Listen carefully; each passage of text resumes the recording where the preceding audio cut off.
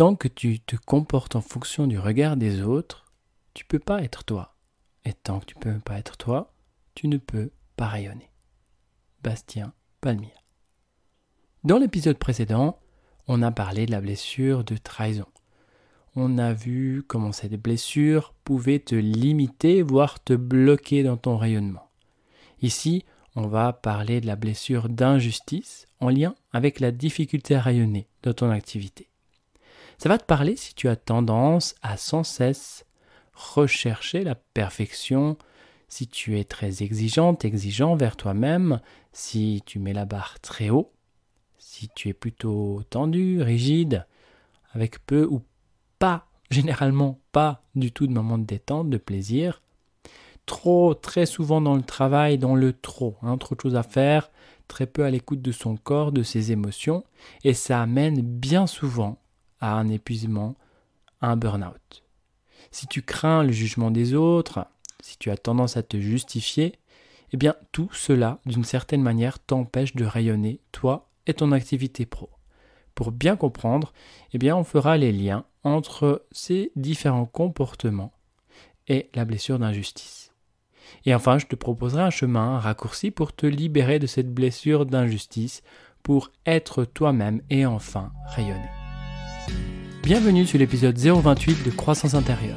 Ce podcast est pour toi, différemment chemin, si tu as l'impression de tourner en rond dans ta vie et de répéter les mêmes schémas. Avec Croissance intérieure, je t'invite à revenir à l'intérieur de toi, à utiliser chaque événement et situation comme une opportunité pour croître intérieurement. Si tu es prêt à expérimenter de nouveaux points de vue, faire de nouvelles prises de confiance et ainsi prendre des raccourcis pour te libérer de tes blocages et ainsi revenir vers toi-même, prends ton inspiration et c'est parti.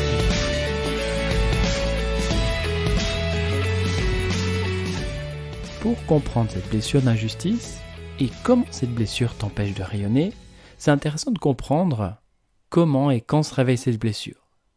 Alors cette blessure, elle se réveille généralement entre les 6 voire 7 ans. C'est un moment où tu as commencé à prendre conscience de ton individualité. C'est le moment où tu as commencé à prendre conscience que tu es un être à part entière.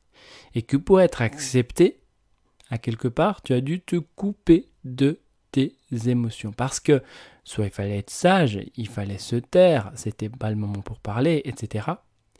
Soit il fallait être un modèle pour les petits frères, les petites sœurs, ou peut-être que tu as eu des responsabilités très jeunes, peut-être avec beaucoup d'activités extrascolaires. Bref, toutes ces choses qui font que tu n'as plus assez de temps pour être juste enfant. En fait, tu n'as pas pu vivre ton enfance. Et au travers de la situation que tu as rencontrée, eh bien, tu as dû grandir très vite. Et tout ça a fait que tu t'es coupé d'une part de toi, que tu as rejeté pour te faire accepter. Alors cette image, c'est une image que j'utilise souvent au cabinet qui fait, pour ma part, beaucoup de sens. C'est-à-dire que lorsqu'on arrive sur Terre, eh bien, on voit un bébé, il va crier, il va hurler parce qu'il a un besoin qui n'est pas satisfait. Et tant qu'il n'est pas satisfait, eh bien, il va continuer à crier, il va continuer à hurler et il ne va pas se soucier du regard des autres. Par contre, à un certain moment, on a vu entre les 6 et 7 ans, à partir d'un moment où l'enfant s'exprime, où l'enfant pleure, où l'enfant a des émotions, je dirais d'une part qu'on pourrait qualifier de désagréables, comme si l'enfant pleure, crie, hurle et tout ça, eh bien, l'entourage fait comprendre que non, on n'aime pas ces émotions-là, on préfère quand il est plutôt calme, plutôt sage, etc. Donc, l'enfant va dire, ok, donc je comprends que ces émotions ne sont pas la bienvenue dans ce contexte-là. Donc, pour éviter de me faire moi rejeter, eh bien, je vais rejeter cette part de moi. Et si je rejette toutes ces émotions désagréables, eh bien, on va m'accepter.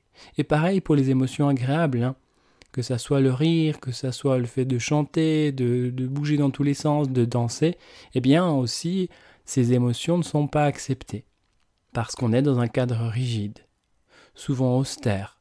Et dans ce cadre, eh bien, il n'y a pas de place aux émotions. Donc, encore une fois, on doit se couper de tout ça. On doit se couper de ces émotions agréables, la joie, Le fait de rire, de chanter, de danser, ça fait du bruit, ça peut déranger, donc c'est pas accepté. Donc on comprend que, ok, pour être accepté, je dois me couper en même temps des émotions désagréables et en même temps des émotions agréables.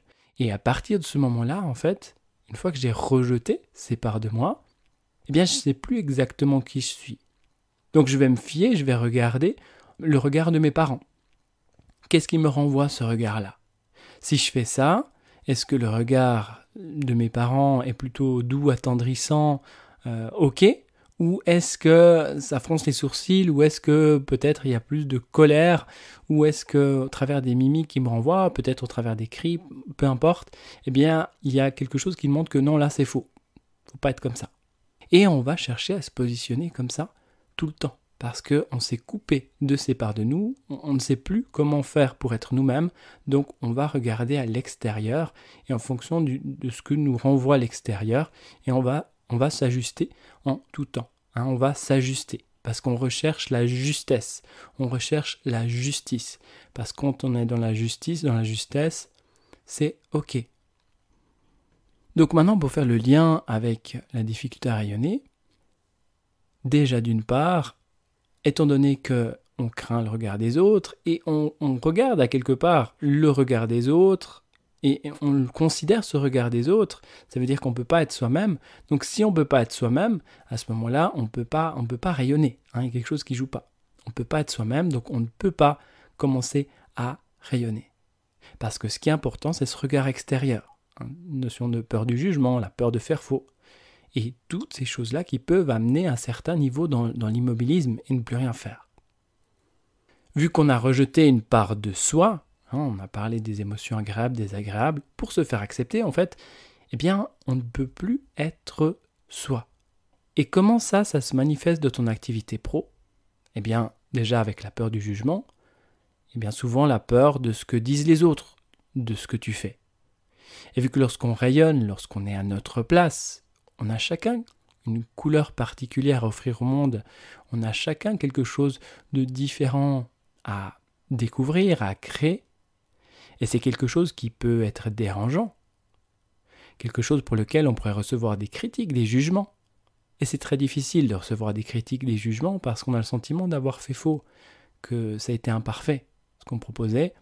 Et on va attirer de nombreuses circonstances, situations qui vont nous donner et qui va, au travers de notre perception, amener des injustices. Et justement, pour éviter ça, on va chercher la perfection. On va chercher la perfection à tout moment. Comme je te disais avant, on va regarder avec l'entourage. On va se fier à notre entourage et c'est eux qui vont déterminer, au travers de ce qu'ils pensent, au travers de leur regard, ok, si c'est bien, si c'est pas bien, si c'est juste, si c'est faux. Alors, nous, on cherche à ce que ça soit parfait, donc on met la barre très haut. Parce que il faut bien comprendre que blessure, d'injustice et rejet sont les deux un petit peu entremêlés. Donc on cherche à être reconnu d'une certaine manière. Donc on met cette barre très haut pour que ça soit parfait, et de cette manière-là, on peut être reconnu. Et dans l'activité, tu vas chercher à faire les choses parfaitement bien. Et si c'est pas parfait, et c'est là le problème, si c'est pas parfait ce que tu proposes, ce que tu fais, tu vas arrêter ce que tu fais. Peut-être tu ne vas pas publier ton post. Tu vas effacer la vidéo que tu as enregistrée peut-être déjà plusieurs reprises. Tu vas supprimer ton article. Tu vas jeter à la poubelle ton projet d'atelier. C'est comme si moi maintenant, au travers de l'épisode que je suis en train de faire, je me dis il n'est pas parfait, je ne vais pas le publier. Mais en même temps, il y a une certaine valeur là-dedans. Et c'est quoi qui est le plus important ? Donc, pose-toi cette question au travers de tout ce que tu fais. Combien de fois il y a des choses que tu as arrêtées ? Combien de fois il y a des choses que tu as comme jetées à la poubelle, des projets que tu as jetés à la poubelle parce que c'était pas parfait. Parce que tu juges que ce n'est pas parfait. Et en fait, on sait que parfait égale pas fait. Et dans l'activité, c'est important de manifester des choses dans la matière, de faire des choses, des actions pour faire vivre l'activité professionnelle, pour améliorer sa visibilité, pour proposer des événements, pour faire des cartes de visite, des flyers, un site internet, des publications sur les réseaux sociaux. Et si c'est pas parfait, bien souvent, on va arrêter ce qu'on fait.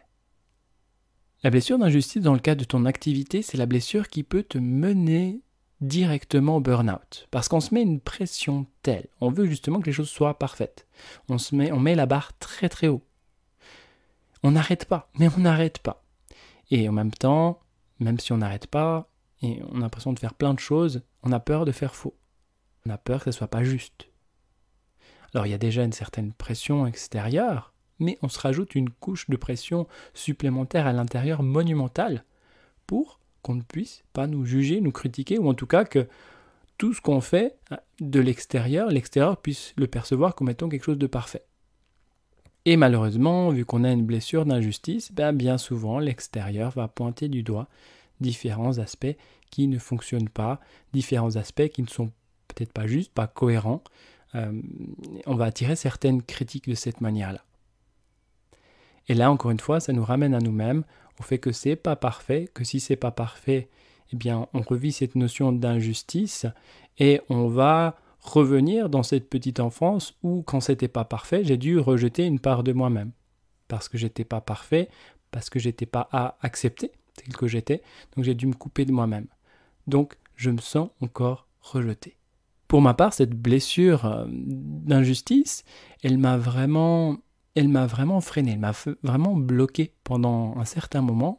Et je me rappelle, quand j'ai voulu créer une carte de visite, il m'a fallu 2 voire 3 mois. Je savais exactement ce que je voulais mettre dessus, mais j'ai fait une version, j'ai fait une autre version, j'ai fait une autre version, parce que j'avais cette petite voix dans la tête qui disait « mais c'est pas parfait, mais tu pourrais faire la carte de visite plutôt comme ça, mais si quelqu'un la regarde, est-ce qu'il va apprécier cette carte de visite, ou plutôt il faut une couleur plutôt comme ci, ou comme ça, ou une police de caractère plutôt comme ci, ou comme ça, etc. » Et on n'arrête jamais. La même chose pour différents ateliers que j'ai voulu proposer. J'avais tout le contenu de l'atelier, mais je voulais tellement apporter de la valeur, je voulais tellement que les participants puissent vivre une expérience significative, je mettais la barre tellement haut que je faisais rien. Je préférais rien faire. Et du coup, si je faisais rien, personne ne pouvait me juger, personne ne pouvait me critiquer. Cette blessure d'injustice est vraiment entremêlée avec la blessure du rejet. Blessure de rejet, on se rejette soi-même pour éviter de se faire rejeter. Là, avec la blessure d'injustice, on s'est rejeté soi-même, on a rejeté une part de soi, parce que cette part était perçue comme étant imparfaite. Toutes ces émotions étaient perçues comme imparfaites, et on fonctionne dès lors sans ou avec beaucoup moins d'émotions. D'ailleurs, on a une difficulté à pouvoir ressentir les émotions, être en lien avec son corps lorsqu'on a une blessure d'injustice. Et tout ça fait qu'on va rechercher la justice, la justesse à toute épreuve. On va rechercher la perfection. On va mettre la barre très haut. Et on voit que c'est très très compliqué lorsqu'on est indépendant et lorsqu'il faut faire des choses, lorsqu'il faut avancer dans son activité, lorsqu'on est comme bloqué avec une blessure d'injustice. Si tu veux approfondir la blessure d'injustice, je te renvoie à l'épisode 009, la blessure d'injustice.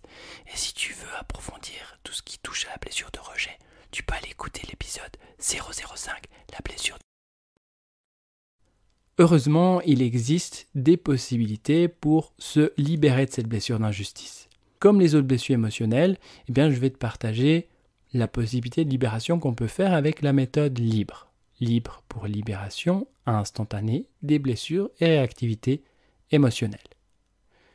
Donc, cette blessure d'injustice, elle a pris naissance, en tout cas, elle s'est manifestée dans ta petite enfance. Après, il y a plusieurs sources de cette blessure d'injustice qui ne sont pas forcément liées à ta vie présente. Il y a des aspects associés aux vies passées, au transgénérationnel, donc liés à tes ancêtres, mais il y a encore d'autres espaces, d'autres sources de cette blessure d'injustice. Et toutes ces blessures d'injustice font que tu perçois la vie au travers d'un certain filtre qui t'amène sans cesse à confirmer ce à quoi tu penses, confirmer tes croyances. Encore une fois, c'est injuste, c'est pas juste. Et encore une injustice. Cette blessure d'injustice, il faut l'imaginer comme étant une belle grappe de raisin, avec des grains qui correspondent à des mémoires traumatiques et d'autres qui correspondent à des réactivités émotionnelles. Et avec la méthode libre, on va mesurer ces mémoires traumatiques, ces réactivités émotionnelles, et ensuite on va pouvoir le libérer. Libérer tout cela avec cette méthode libre pour te permettre de pouvoir enfin être toi-même, puisque lorsque tu te libères de ça, eh bien, tu n'as plus peur de faire faux, tu n'as plus peur du regard des autres, tu ne vas plus te fier aux personnes aux alentours, autour de toi, on dit mais qu'est-ce que tu penses de ça? Est-ce que je dois faire plutôt comme ci, plutôt comme ça? Parce qu'on revient soi-même. En fait, les parts de nous qu'on a rejetées, on va pouvoir les retrouver, on va pouvoir se sentir à nouveau complet d'une certaine manière, et à partir de ce moment-là, on peut juste être soi et commencer à rayonner. Alors le travail avec la méthode libre, il se fait de manière instantanée. C'est un processus qui est indépendant du temps et de l'espace. Donc ce travail se fait très rapidement. Par exemple, pour libérer une blessure émotionnelle, il faut compter 2 séances d'environ 1 heure, 1 heure et quart à 2 semaines d'intervalle pour se libérer d'une blessure émotionnelle. Donc on pourrait libérer cette blessure d'injustice en 2 semaines. Si tu veux en savoir plus sur la méthode libre, tu peux aller écouter l'épisode 013. Découvre la méthode libre. Voilà, donc si tu souhaites soutenir le podcast Croissance Intérieure, je te propose de t'abonner aux différentes plateformes de podcast et à me laisser un avis 5 étoiles. C'est le moyen le plus simple pour que d'autres personnes puissent découvrir ce podcast. Alors merci. Dans le prochain épisode, on va parler de volonté. Beaucoup de coachs en développement personnel parlent du fait que dès qu'on a volonté, on peut tout faire. Que tout est question de volonté finalement. Mais de mon expérience, c'est pas vraiment comme ça que ça se passe. Si la volonté suffisait, il n'y aurait pas besoin de thérapeutes qui communiquent avec l'inconscient pour faire certains réglages inconscients. Il n'y aurait pas besoin de kinésiologue, il n'y aurait pas besoin d'hypnothérapeute. En fait, on pourrait arrêter de fumer seul, on pourrait se libérer des kilos superflus seul, on pourrait se libérer de ses blessures émotionnelles seul, juste avec la volonté. On pourrait accomplir en fait tous nos rêves, parce qu'il suffit la volonté. Non, la volonté ne suffit pas et on en parle dans le prochain épisode. Et tu découvriras les mécanismes inconscients qui sabotent ta volonté et comment t'en libérer. Voilà, on se retrouve dans le prochain épisode et d'ici là et jusqu'à notre prochain rendez-vous, rappelle-toi, fait est mieux que parfait. Et au travers des différents événements et pour toutes les situations que tu vis, continue sans cesse de croître intérieurement. Merci.